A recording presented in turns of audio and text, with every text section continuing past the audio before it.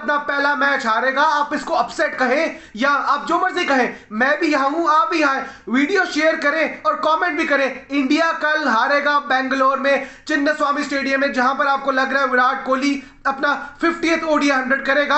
इंशाल्लाह अगर वो अच्छा खेलते हैं वो 50th ओडीआई 100 करें, लेकिन सचिन पाजी भी तो जब 100 करता था, शतक लगाता था, सैकड़ा करता था, तो इंडिया मैचेस हारता था। इंडिया फिर भी हारेगा। नेदरलैंड्स पूरी फोर्स के साथ स्कॉट एडवर्ड्स की कैप्टनसी में कल खेलेंगे और रुलफ वैन डर मर्वे। कमाल करते हो बीसीसीआई, कमाल करते हो आईसीसी। नेदरलैंड्स के अगेंस्ट क्या जरूरत थी आपको अपनी माइट और अपनी पावर दिखाने की यार। वो स्कॉट एडवर्ड्स जो नेदरलैंड्स के कैप्टन है ना, उसने श्रेयस अय्यर को रन आउट ही नहीं किया।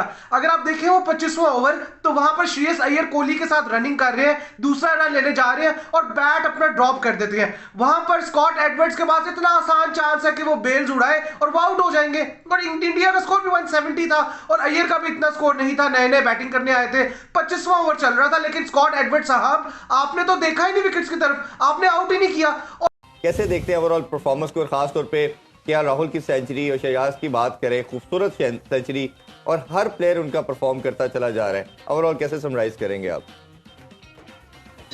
देखिए, एक स्टेटमेंट और दी है भारत ने और बड़ी टीम और छोटी टीम का फर्क डाला है उन्होंने, और अच्छी टीम्स ऐसे ही करती हैं। और एक तरह से प्रिडिक्टेबिलिटी जो है ना, वो आपको दिखती है जब भारत खेल रहा होता है। ये कभी नहीं हमने सोचा कि आज क्या होगा, कुछ एक दो प्लेयर्स अगर नहीं चलेंगे तो शायद प्रेशर में आ जाए, कोई ऐसा। देखिए, भारत के लिए मुश्किल मैच तो हरगिज नहीं था, मगर एक चैलेंज था कि कितने मार्जिन से जीतेंगे ताकि सेमीफाइनल में जाने से पहले अपनी और धाक ये बना सके। और धाक बनाई, कमाल की बैटिंग, 400 से ज्यादा रन्स। तो एक आधा जो खाना बच गया था, जहां पे लोग कह रहे थे कि नहीं जी साउथ अफ्रीका ने खड़का के रख दिया बड़े टोटल्स, वो भी भारत ने एक माइलस्टोन अचीव कर लिया। और फिर वही बात है कि वन साइडेड अफेयर था, फॉर्म में है। इंडिया के पास चला गया, इतिहास रच दिया इंडिया ने, रचना ही था। नेदरलैंड्स वाले आउट ही नहीं करना चाह रहे। उसके बाद देखें, जब पहला ओवर सिराज करवा रहा है अपना, वेस्ले बरीजी जो ओपनर है नेदरलैंड्स के, उसका एज नहीं लगा, स्निक नहीं लगा और अपील कर दी इंडिया ने। केएल राहुल ने कैच कर दिया, अंपायर ने आउट दे दिया। बरीजी खड़ा हुआ वहां पर, उसको यकीन नहीं आ रहा, अंपायर ने अल्ट्रा एज ही नहीं दिखाया, अंपायर ने स्निको टेक्नोलॉजी यूज ही नहीं की। वहां पर देखा ही नहीं कि एज लगा है, बैट के साथ स्पाइक आया या नहीं आया, बस कैच दे के आउट दे दिया। और भाई अगर हेलो दोस्तों, कल श्रेयस अय्यर और केएल राहुल ने शतक जड़ा, उसके बाद दोस्तों पाकिस्तान के वाले कैसे कैसे कमेंट कर रहे हैं। दोस्तों यूँ बोल रहे हैं कि बीसीसीआई ने सब सेटिंग कर रखी थी कि भारत का 400 का स्कोर बनना चाहिए, 5 खिलाड़ियों की 50 और शतक बनने चाहिए, इस तरीके की दोस्तों बयानबाजी हो रही है। दोस्तों इनके जो पाकिस्तान के जो ये एंकर है, कहने के लिए तो अपने आपको एंकर और जर्नलिस्ट बोलते हैं, लेकिन दोस्तों इनका ये बोल रहे हैं कि ये सब बीसीसीआई ने जानबूझ के करवाया और आईसीसी की इसमें मिली भगत है। स्कॉट एडवर्ड्स जो रन आउट कर सकता है, लेकिन उन्होंने जानबूझ कर रन आउट नहीं किया, ये कहना है इनका। अरे दोस्तों एक बात बताओ, ये इतने क्यों किलसते हैं भारत से? भारत रन बनाता है तो ही किलसते हैं, भारत जल्दी आउट हुआ तो ही किलसते हैं, भारत के हर चीज़ में किलसते हैं। इनकी औकात तो बाहर होने की थी और ये बाहर हो चुके हैं, लेकिन दोस्तों दूसरे की चीज़ पर वो किल से पड़े हैं। अब दोस्तों मैं सबसे पहले आपको बता देना चाहता हूँ कि ये 25वें ओवर की वाकई की बात कर रहे हैं। 25वें ओवर में पूरा रन लिया था, कहाँ की बात कर रहे हो यार तुम? अपनी तरफ से कुछ भी बना देते हो और बाद में लोगों को बेवकूफ़ बना रहे हो इस तरीके से। दोस्तों इनके जो ये जर्नलिस्ट है, इनका कहना है कि जानबूझ के पैसा लिया होगा, हो सकता है नीदरलैंड ने छोटी टीम के खिलाफ भी भारत में। दोस्तों क्या ही बोले इनके बारे में, ये ऐसी ऐसी खबरें निकाल के लाते हैं, पता नहीं कहाँ से लाते हैं, मुझे तो मालूम नहीं। मैच पूरा भी मैंने देखा है, पता नहीं पता होगा। दोस्तों रिएक्शन देखते हैं आगे इनका। वहां पे भी क्या इस तरह की बातें हो रही हैं? हाँ, ये हो सकता है कि जब पाकिस्तानी बैट्समैन खेलते हैं तो उनको क्रिकेट का बॉल गोल्फ के बॉल में छोटा नजर आता है, इसलिए आउट होते हैं। तो यही फर्क है, और मुझे नहीं लगता कि कोई बॉल में फर्क है। ये जादूगरी है, लिटरली जादूगरी है, कंट्रोल, स्विंग, सीम मूवमेंट। और लगता है कि डॉक्टर्ड है। ये जो क्रिकेट के बॉल्स हैं या जो मर्जी कर ले, ये महारत है, ये स्किल है और ये स्किल को अप्रिशिएट करना चाहिए। Because at the end of the day देखें, इस तरह के जब प्लेयर्स आते हैं सर्किट में तो क्रिकेट का एक लेवल और ऊपर चला जाता है। सो अब ये लेवल सेट कर रहे हैं, बाकी टीम्स को यहाँ तक पहुँचना है। सो एक सब कॉन्टिनेंट की टीम कर रही है, तो नेक्स्ट पाकिस्तान क्यों नहीं ऐसा कर सकता? अच्छा रमीज भाई, मुझे बड़ा एक रिडिकुलस सी वो इसी से रिकॉल कर रहा हूँ मैं मेमोरी को, जिस तरह ये बॉल की है आजकल कंट्रोवर्सी चल रही है। पाकिस्तानियों ने एक स्टार्ट की थी वो जयसूर्या ने 96 में छक्के मारने शुरू किए तो पाकिस्तानियों ने कहा कि उसके बैट के अंदर ना स्प्रिंग है, तो बॉलर को उसने 4-6 छक्के लगाए, हमें वो सिंगापुर में मारे थे उसने छक्के।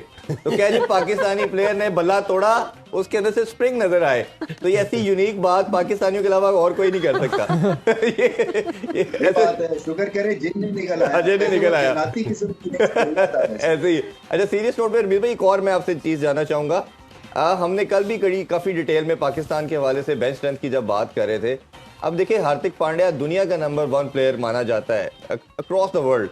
अब वो अगर नहीं है तो टीम में 1% भी डिफरेंस नजर नहीं आया।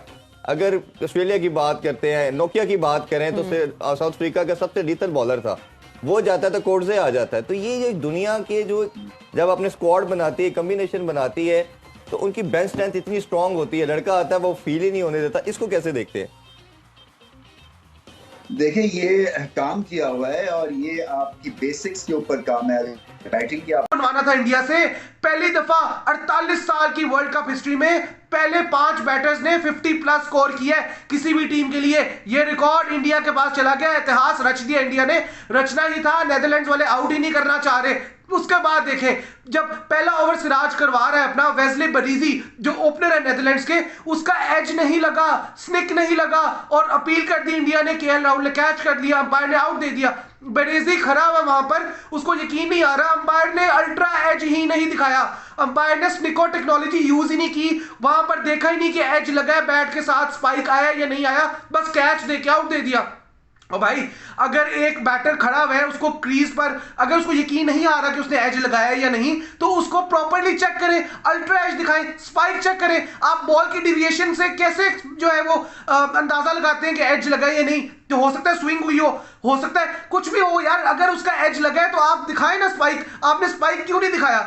मुझे तो समझ नहीं आ रही यार, इतने डूबियस डिसीजन जो ये इस वर्ल्ड कप में हो रहे हैं। और इंडिया, आपको नेदरलैंड जैसी टीम के खिलाफ भी ये करने की क्या जरूरत है? जैसे नेदरलैंड को शाबाशी दूंगा मैं, चौथी टीम बना है सिर्फ जिसने इंडिया के खिलाफ 200 प्लस किया है। तो इंडिया के बॉलर्स के लिए ना ये सवालिया निशान है, ये लम्हा फिक्री है कि इंडिया के बॉलर्स नेदरलैंड्स को भी अंडर 200 आउट नहीं कर सके। और नेदरलैंड्स ने बहुत रेजिस्टेंस दिखाई है सेकंड इनिंग्स में। नेदरलैंड्स का 60 स्कोर था और 1 आउट था पावर प्ले के बाद 10 ओवर्स के बाद, और 6 ओवर्स में ऑलमोस्ट वो 50 कर गए थे 8 ओवर्स में। तो देखिए जरा, दिखाया उन्होंने पूरी दुनिया को कि इंडिया के पेसर्स को, बुमराह, सिराज और शामी को शुरू में कैसे खेलना है। मैक्स और दाऊद ने दिखाया, कॉलिन एक्करमैन ने दिखाया।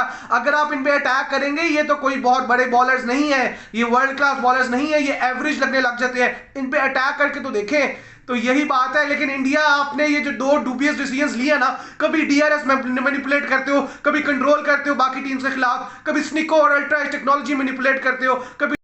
दोस्तों जैसे कि आपने वीडियो में देखा रिएक्शन में यही है कि ये लोग भारत की जीत को बर्दाश्त नहीं कर पा रहे हैं। दोस्तों जो भारत जीत रहा है, लगातार जीत रहा है, रोज़ जीत रहा है, ये इनको बर्दाश्त नहीं हो रही है। और इसके कारण ही ये भारत के बारे में उल्टी सीधी बातें फैला रहे हैं कि भारत ने ये कर दिया और बीसीसीआई ने मैच फिक्स कर दिया, आईसीसी ने, और इसकी सेटिंग है, और इस तरीके की बातें दोस्तों हो रही हैं। जबकि दोस्तों सब कुछ कैमरे के सामने लाइव है, सब कुछ लाइव चल रहा है, उसके बाद भी इनको विश्वास नहीं है। वो तो मैं तो ये मानता हूँ कि भारत का जो स्कोर बोर्ड है वो सबके सामने चलता है, सबके सामने ऐड होता है, नहीं तो स्कोर में भी गड़बड़ी बता दें। मतलब किस तरीके के लोग हैं दोस्तों, बाहर होने के बाद ये पागल हो गए हैं। तो दोस्तों अगर आपको ये वीडियो अच्छा लगा है तो वीडियो को लाइक करें, दोस्तों चैनल को सब्सक्राइब करना ना भूलें।